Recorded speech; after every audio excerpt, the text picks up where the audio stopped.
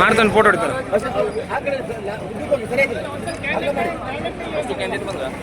ಎಲ್ಲರೂ ಅವ್ರು ಸುಮಾರು ಸಾಕದು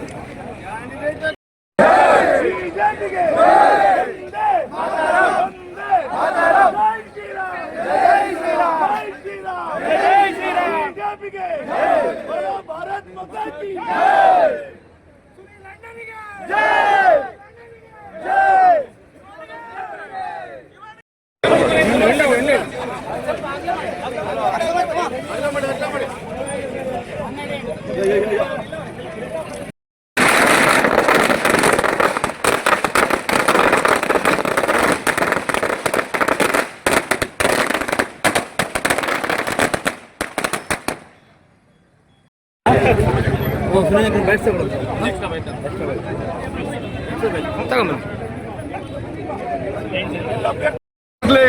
ಮಂಕಿ ಪಟ್ಟಣ ಪಂಚಾಯತ್ ಸನ್ಮಾನ್ಯ ಯಡಿಯೂರಪ್ಪನ ಅವಧಿಯಲ್ಲಿ ನಾನೇ ಶಾಸಕರಿರ್ತಕ್ಕಂಥ ಸಂದರ್ಭದಲ್ಲಿ ಪಟ್ಟಣ ಪಂಚಾಯತ್ ಘೋಷಣೆ ಆಗಿರ್ತಕ್ಕಂಥದ್ದು.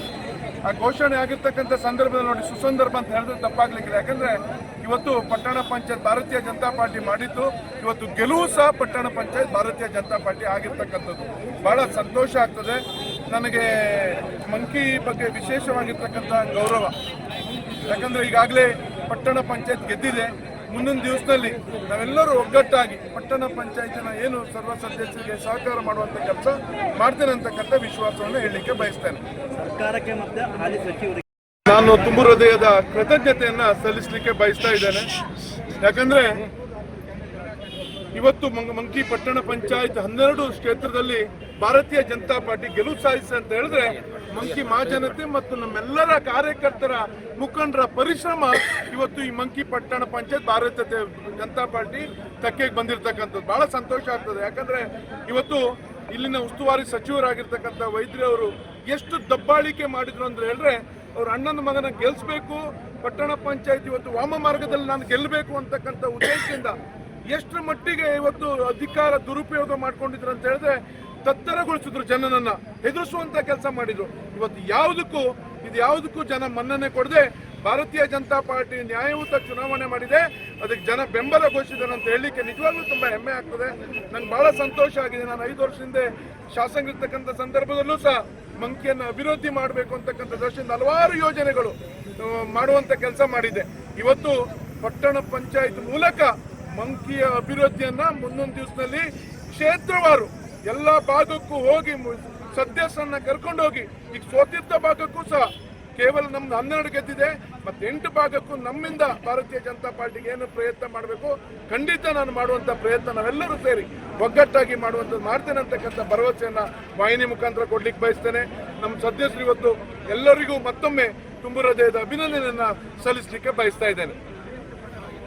ಪಂಚಾಯತಿಯ ಎಲ್ಲ ಮತದಾರರಿಗೂ ಹಾಗೂ ನಮ್ಮ ಕಾರ್ಯಕರ್ತರಿಗೂ ನಾನು ಅಭಿನಂದನೆ ಸಲ್ಲಿಸ್ತೇನೆ. ಯಾಕೆಂತಂದರೆ 21 ಚುನಾವಣೆಯಲ್ಲಿ ಇವತ್ತು ಫಲಿತಾಂಶ ಪ್ರಕಟ ಆಗಿದೆ. ನಾವು 18 ವಾರ್ಡ್ನಲ್ಲಿ ಚುನಾವಣೆ ನಡೆದಿತ್ತು.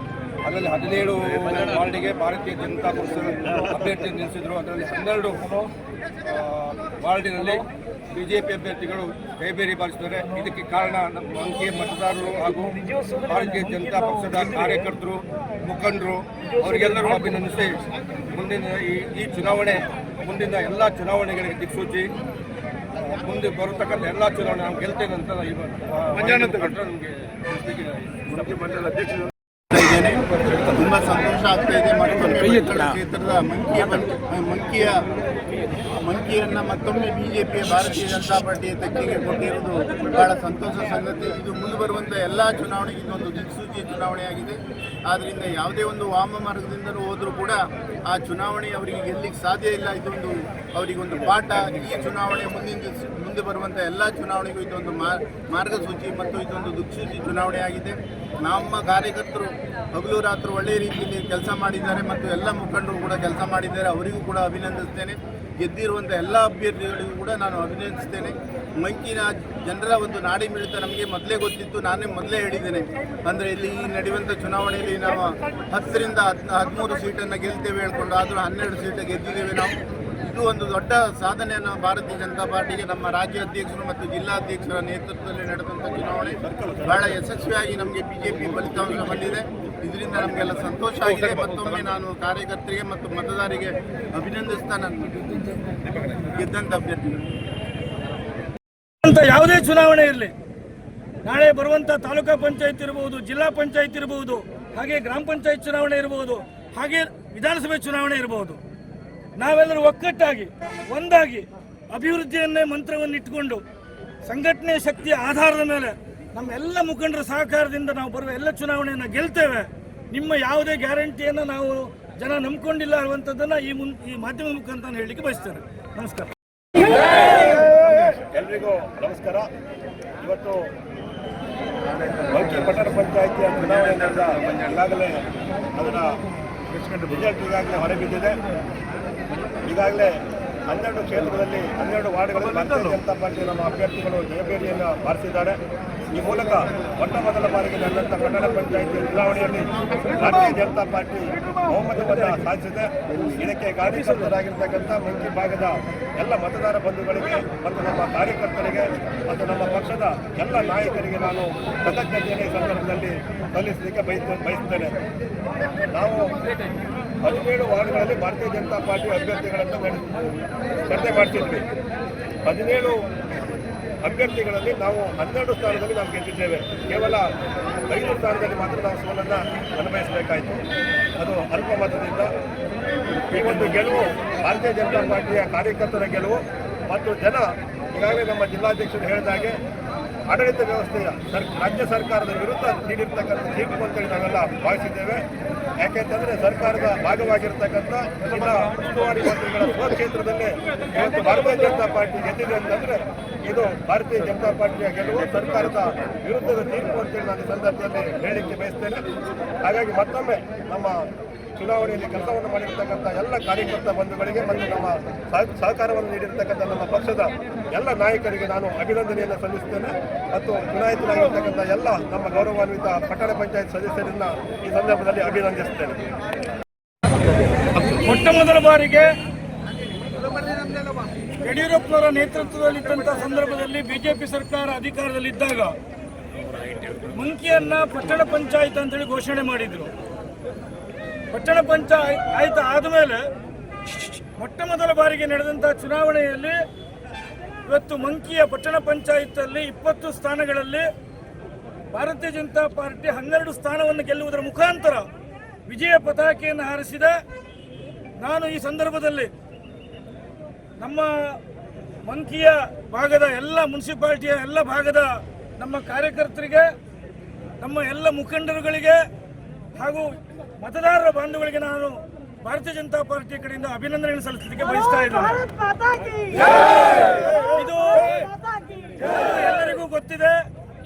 ಬಿಜೆಪಿಯ ಗೆಲುವು, ಇದು ಪಕ್ಷದ ಗೆಲುವು, ಇದು ಕಾರ್ಯಕರ್ತರ ಗೆಲುವು, ನಮ್ಮ ಎಲ್ಲ ಮುಖಂಡರ ಗೆಲುವು ಅಂತ ಈ ಸಂದರ್ಭದಲ್ಲಿ ಹೇಳಲಿಕ್ಕೆ ಬಯಸ್ತೇನೆ. ಬಂಧುಗಳೇ, ಕೇವಲ 1 ವಾರದಲ್ಲಿ ಚುನಾವಣೆ ನಡೆದಂಥ ಸಂದರ್ಭದಲ್ಲಿ ನಮ್ಮ ರಾಜ್ಯದ ಅಧ್ಯಕ್ಷರಾದಂಥ ವಿಜಯೇಂದ್ರ ಅವರ ನೇತೃತ್ವದಲ್ಲಿ, ಅವರ ಮಾರ್ಗದರ್ಶನದಲ್ಲಿ ನಮ್ಮ ಪ್ರಭಾರಿಗಳಾಗಿ ಹಾಲಪ್ಪನವರು, ಮಾಜಿ ಸಚಿವರಾದಂಥ ಹಾಲಪ್ಪನವರು ಬಂದು ನಮ್ಮ ಎಲ್ಲ ಮುಖಂಡರನ್ನ ಜೊತೆಗೂಡಿಸ್ಕೊಂಡು, ನಮ್ಮೆಲ್ಲರನ್ನ ಕಾರ್ಯಕರ್ತರನ್ನ ಜೊತೆಗೂಡಿಸ್ಕೊಂಡು ಪ್ರಭಾರಿಯಾಗಿ ಕ್ಷೇತ್ರದಲ್ಲಿ ಸಂಚಾರ ಮಾಡಿ ಭಾರತೀಯ ಜನತಾ ಪಾರ್ಟಿಗೆ ಗೆಲುವನ್ನು ತಂದುಕೊಟ್ಟಿದ್ದಾರೆ. ಅವರನ್ನು ನಾನು ಭಾರತೀಯ ಜನತಾ ಪಾರ್ಟಿಯ ಪರವಾಗಿ ಅವರನ್ನು ಅಭಿನಂದಿಸ್ತೇನೆ. ಹಾಗೆ ನಮ್ಮ ಜಿಲ್ಲೆಯ ಪ್ರಭಾರಿಗಳಾಗಿ ವೆಂಕಟೇಶ್ ನಾಯ್ಕರು, ನಮ್ಮ ಮಂಜುನಾಯಕರ ಅಧ್ಯಕ್ಷರಾದಂಥ ಮಂಜುನಾಥ್ ನಾಯ್ಕರ ನೇತೃತ್ವದಲ್ಲಿ ನಮ್ಮ ಸುನೀಲ್ ನಾಯ್ಕರು, ನಮ್ಮ ಶಿವಾನಂದ್ ನಾಯ್ಕರು, ಗೋವಿಂದ್ ನಾಯ್ಕರು, ದೀಪಕ್ ನಾಯ್ಕರು, ಹಾಗೆ ನಮ್ಮೆಲ್ಲ ಮುಖಂಡರುಗಳು ನಮ್ಮ ಸಂಸದರ ಸಹಕಾರದಿಂದ, ರೂಪಾಲಿ ನಾಯ್ಕರವರ ಸಹಕಾರದಿಂದ, ದಿನಕರ್ ಶೆಟ್ಟರವರ ಸಹಕಾರದಿಂದ, ಎಲ್ಲರನ್ನ ಸಹಕಾರದಿಂದ ನಾವು ಇವತ್ತು ಪಟ್ಟಣ ಪಂಚಾಯತ್ನಲ್ಲಿ ಗೆದ್ದಿದ್ದೇವೆ. ಎಲ್ಲರ ಸಹಕಾರದಿಂದ ಇವತ್ತು ನಮ್ಮ ಎಲ್ಲ ಪ್ರಮುಖರುಗಳು ನಾವೆಲ್ಲರೂ ಜೊತೆಗೂಡಿ ಚುನಾವಣೆ ಎದುರಿಸಿರೋದ್ರಿಂದ ಇದು ಕಾರ್ಯಕರ್ತರಿಗೆ ಇವತ್ತು ತುಂಬ ಸಂತೋಷ ಆಗಿದೆ. ಇವತ್ತು ನಮ್ಮ ಸರ್ಕಾರ ಇಲ್ಲದೋದ್ರೂ ಸಹ ಮಂಕಿಯ ಜನ ಈ ಪಂಚ ಗ್ಯಾರಂಟಿಗಳನ್ನು ತಿರಸ್ಕಾರ ಮಾಡಿದ್ದಾರೆ. ಕಾಂಗ್ರೆಸ್ ಸರ್ಕಾರಕ್ಕೆ ನೇರವಾದ ಒಂದು ಸಂದೇಶವನ್ನು ಕೊಡಲಿಕ್ಕೆ ಬಯಸಿದ್ದಾರೆ ಮಂಕಿಯ ಜನ. ನಿಮ್ಮ ಯಾವುದೇ ಗ್ಯಾರಂಟಿ ನಮಗೆ ಬೇಕಾಗಿಲ್ಲ, ನಮಗೆ ಅಭಿವೃದ್ಧಿಯನ್ನು ಕೊಡಿ, ಕಳೆದ 2.5 ವರ್ಷದಿಂದ ನೀವು ಅಧಿಕಾರಕ್ಕೆ ಬಂದು ಸುಳ್ಳು ಗ್ಯಾರಂಟಿಯನ್ನ ಹೇಳ್ಕೊಂಡು ಅಧಿಕಾರಕ್ಕೆ ಬಂದಂತ ನೀವು ಅಭಿವೃದ್ಧಿಯನ್ನ ಮರ್ತಿದ್ದೀರಿ, ಜನಸಾಮಾನ್ಯರನ್ನ ಮರ್ತಿದ್ದೀರಿ, ರೈತರನ್ನ ಮರ್ತಿದ್ದೀರಿ, ಯಡಿಯೂರಪ್ಪನವರು ಕೊಟ್ಟಂತ ಯೋಜನೆಗಳನ್ನು ನೀವು ಬಂದ್ ಮಾಡಿದ್ದೀರಿ. ಹಾಗಾಗಿ ಇವತ್ತು ಮಂಕಿಯ ಜನ ನಿಮ್ಮನ್ನ ತಿರಸ್ಕಾರ ಮಾಡಿದ್ದಾರೆ. ಇದನ್ನ ಮಾನ್ಯ ಸಿದ್ದರಾಮಯ್ಯ ಅರ್ಥ ಮಾಡ್ಕೊಳ್ಬೇಕು, ಕಾಂಗ್ರೆಸ್ ಅರ್ಥ ಮಾಡ್ಕೊಳ್ಬೇಕು. ಜನ ಇವತ್ತು ನಿಮ್ಮ ಪಂಚ ಗ್ಯಾರಂಟಿನ ತಿರಸ್ಕಾರ ಮಾಡಿದ್ದಾರೆ.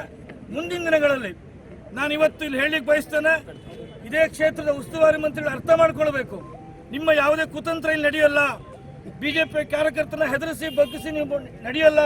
ಬಿಜೆಪಿ ಕಾರ್ಯಕರ್ತರು, ಹಿಂದೂ ಕಾರ್ಯಕರ್ತರು ಯಾವುದೇ ಸಂದರ್ಭದಲ್ಲಿ ಹಿಂದೂ ಕಾರ್ಯಕರ್ತರ ವಿಷಯ ಬಂದಾಗ, ಸಮಾಜದ ವಿಷಯ ಬಂದಾಗ ಎದೆತಟ್ಟು ನಿಲ್ಲುವಂಥ ಕಾರ್ಯಕರ್ತರು.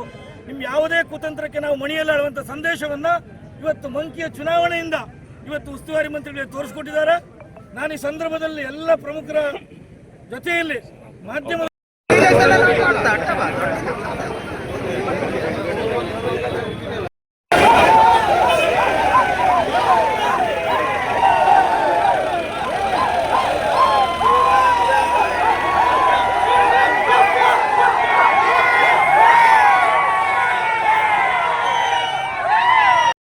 ಬಾಕಿ ಇರಲ್ಲ. ಇವತ್ತು 12 ಮುಗೀತು.